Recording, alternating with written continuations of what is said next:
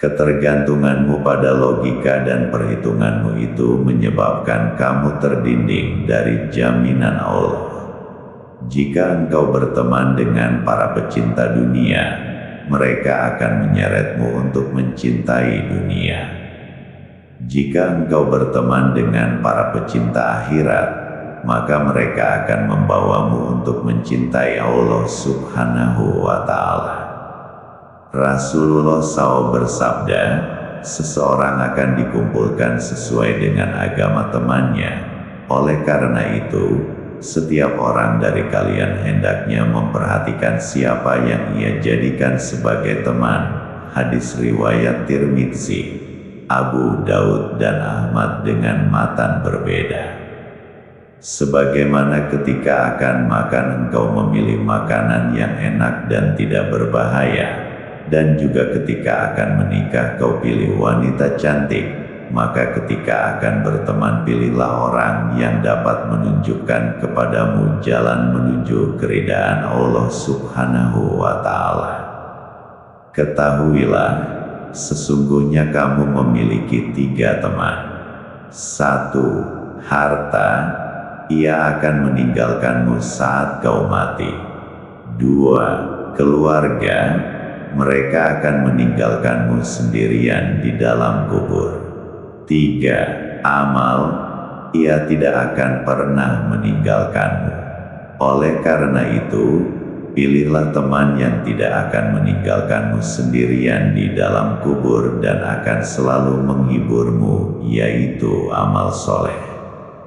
Rizki itu yang memberi Allah, walau dari mana sumbernya. Dan rizki yang milik kita itu yang sudah kita makan bukan yang kita pegang.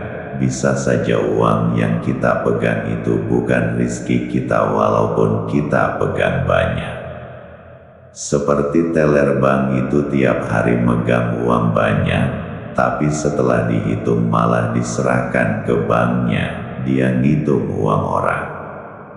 Bahkan rizki yang hak itu adalah rizki yang kita belanjakan di jalan Allah, sebab rizki itulah yang nanti akan menemani kita, akan menjadi milik kita setelah kita mati. Kembali kepada rizki yang kita peroleh tapi sebelum kita makan, ketika kita mendapatkan rizki, dalam kenyataan itu di tangan kita dan itu sebagai milik kita. Maka kalau kita orang beriman, tandanya kita akan diberikan rasa percaya bahwa rizki itu datang dari Allah, walau lahiriahnya rizki itu bisa datang dari mana saja, misal dari gaji, bisa dari bayaran pabrik, tukang, nyangkul dan lain-lain. Setiap orang punya sumber yang berbeda. Tapi orang yang beriman akan ada di keyakinan pikirannya bahwa rizki yang diterimanya itu adalah dari Allah. Itu yang membedakan orang beriman dan tidak punya iman. Yang tidak punya iman akan timbul di pikirannya kalau rizki itu bukan dari Allah, tapi dari usahanya. Lalu jika mendapat rizki banyak dia senang, dan kalau mendapat sedikit dia marah dan kecewa. Orang beriman percaya rizki itu dari Allah, maka tanda percaya itu dia akan mensyukuri berapapun yang didapat, karena merasa telah diberi oleh Allah. Karena bersyukur maka apa yang didapat menjadi berkah, bertambah dan ditambahi Allah. Sesungguhnya jika kamu bersyukur, pasti kami akan menambahkan nikmat kepadamu, dan jika kamu mengingkari nikmatku, maka sesungguhnya azabku sangat pedih. Lawannya syukur itu ingkar, kufur nikmat, diberi sedikit atau banyak ia tidak terima, karena tidak ada iman, tidak ada rasa percaya di dalam hatinya, kalau yang memberi rizki itu Allah. Luas sekali dan beraneka ragam pemberian Allah, tapi karena hati ingkar, maka pemberian Allah itu tidak terlihat di mata, badan sehat, mata, hidung, kepala, lambung dan semua badan, juga ruh, bahkan izin hidup di dunia. Kesempatan, kemudahan hidup, bernafas, udara, tanah dan lain-lain semua akan kita ingkari kalau kita tidak ada rasa percaya itu semua dari Allah. Itulah yang membedakan orang beriman dan orang kafir. Maksud dari azab yang diberikan kepada orang yang ingkar itu, yang dimaksud orang yang diberi azab karena ingkar terhadap nikmat Allah itu ya orang Islam, karena Al-Quran itu diturunkan untuk orang Islam bukan untuk orang kafir. Jadi maksudnya kalau kita ini orang Islam kok ingkar terhadap Allah, misal di dalam rizki, kita itu akan diberi azab atau siksaan oleh Allah. Kalau soal rizki ingkarnya, ya akan dijadikan kita tersiksa oleh rasa kurang, dan selalu kekurangan, dan rizki kita dicabut berkahnya, punya rizki tapi sakit ini itu, sehingga rizki tidak bisa dinikmati habis untuk beli obat, atau hilang habis untuk keperluan tidak penting, hutang di mana-mana. Jadi intinya bersyukurlah kepada Allah, seberapapun Allah berikan, mendekatkan kepada Allah. Kalau ingin mendapatkan rizki yang berkah dan mudah, tanda kita bersyukur kepada Allah itu rizki kita dibelanjakan di jalan Allah. Nanti Allah akan menambahi dan menambahi rizki kita, karena Allah sudah berjanji soal itu, dan Allah tidak ingkar janji, Maha benar dan Maha bisa melakukan segalanya. Jalani hidup itu dengan simpel, tak neko-neko, jangan suka membuat teka-teki, lalu kamu sibuk mencari jawaban atas teka-teki yang kau buat sendiri. Kau akan jadi orang paling sibuk sedunia, tapi kesibukanmu tidak bermanfaat apa-apa. Dalam berpikir, jangan lupa mengembalikan asal mula. Asal mula ketika kau dilahirkan ke dunia, semua bayi atau makhluk hidup itu lahir tanpa punya apa-apa, bahkan identitas dan nama saja tak punya. Bisa saja ketika kamu lahir lalu diakukan ibu bapakmu siapa, kamu akan mempercayainya, karena bayi tak punya pegangan dan arah tujuan. Ketika sampai saat ini, berbagai kepunyaan dan identitas melekat, lalu kamu merasa takut untuk kehilangan, padahal firman Allah, Inna awliya Allahi la khaufun alaihim, bahwa sesungguhnya wali-walinya Allah itu tidak ada rasa takut, tapi kamu sudah terjebak dengan rasa takut kehilangan. Jadi manusia itu makin punya sesuatu maka akan makin takut kehilangan dari apa yang dipunyai.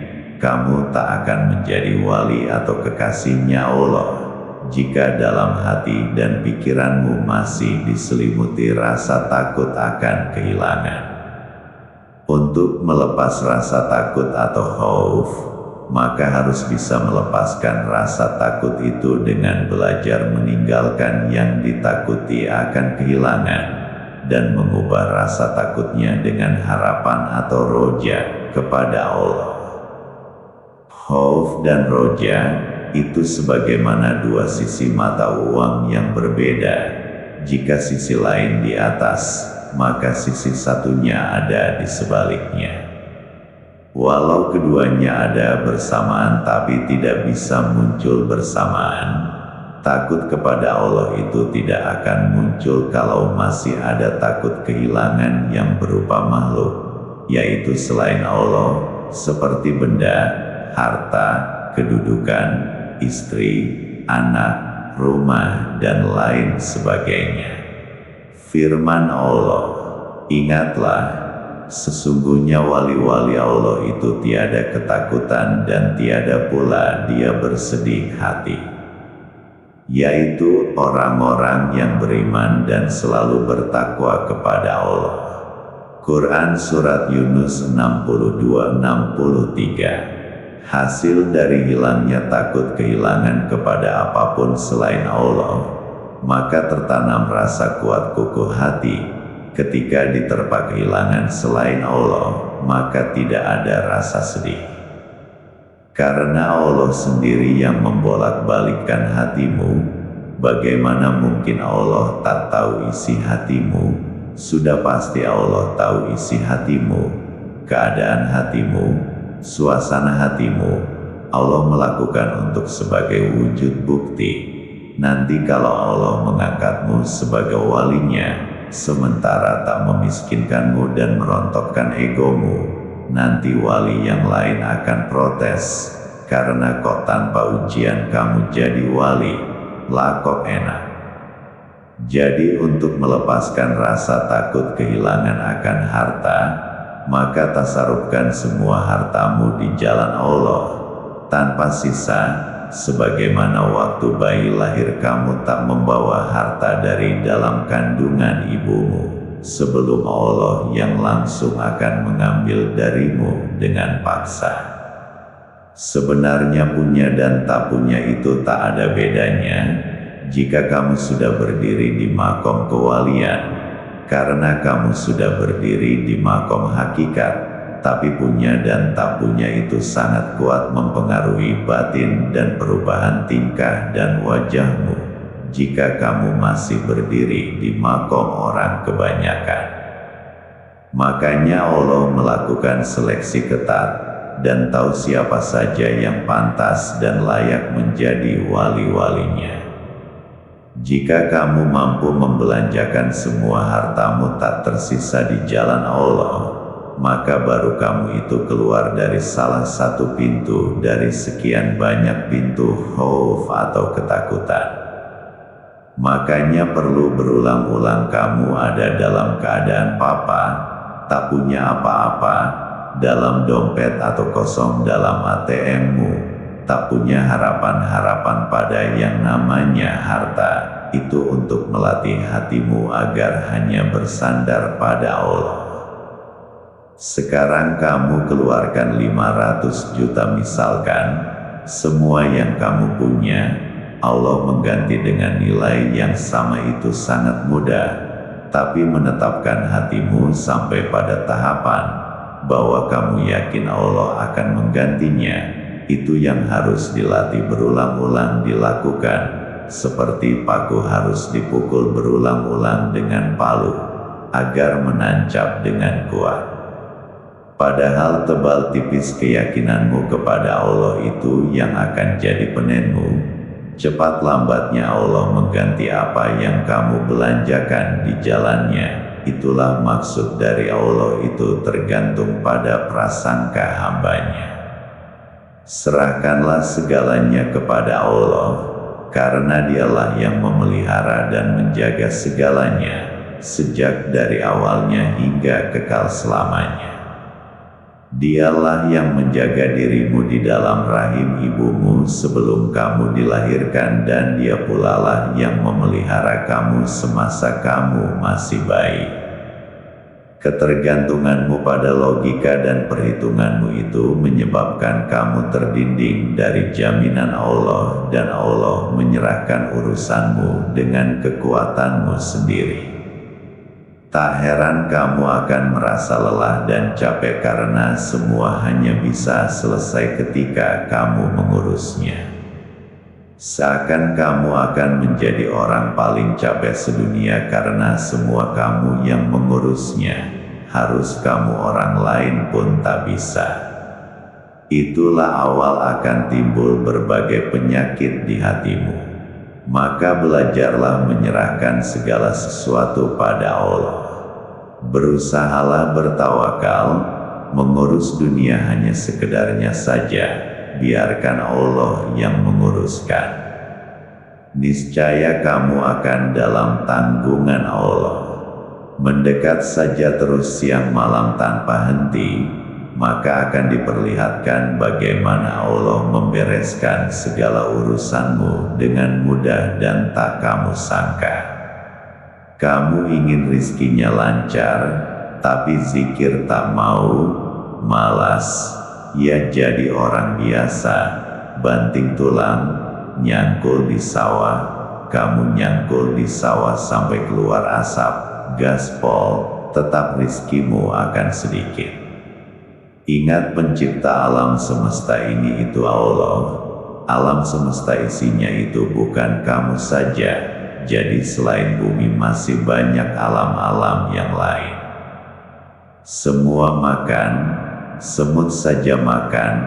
Memang kamu saja yang butuh makan. Semua yang ada di bumi seisinya dan alam-alam lain itu yang nanggung rizkinya Allah. Nanggung rizkinya alam semesta saja Allah sanggup. Apalagi yang hanya nanggung rizkimu. Perutmu kan tak seluas lautan samudra. Hanya perut kecil saja, enteng bagi Allah. Tapi, apa kamu mendekatkan diri pada Allah, Zat yang memberikan rizki? Apa kamu tidak malah menentang Allah? Menentang Allah itu bukan hanya maksiat secara merugikan orang lain, nyolong, ngerampok, tapi kamu ngutang riba itu sudah menentang Allah. Allah itu melarang riba, kredit, bunga. Kok kamu lakukan itu? Sama saja kamu menentang Allah. Kira-kira ibumu mau ngasih uang, lalu kamu sawat bendo, atau kamu lempar batu, apa jadi dia ngasih uang? Kalau ingin rizki melimpah jangan nentang Allah, ridho dengan ketentuannya, dan mendekatkan diri padanya. Bahkan kamu tak kerja sekalipun, Allah akan berikan rizkimu, bahkan akan menambah-nambahi jika kamu makin mendekat padanya. Hidup itu mudah, jadi sulit karena kamu persulit sendiri. Allah memberikan kemudahan, tapi kamu memilih menempuh jalan kesusahan.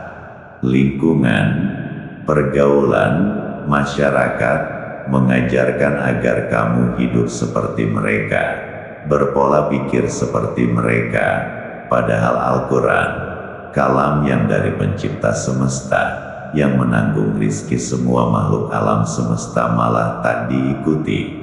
Kamu lebih memilih apa kata orang yang hidup dalam kesusahan. Sang Kiai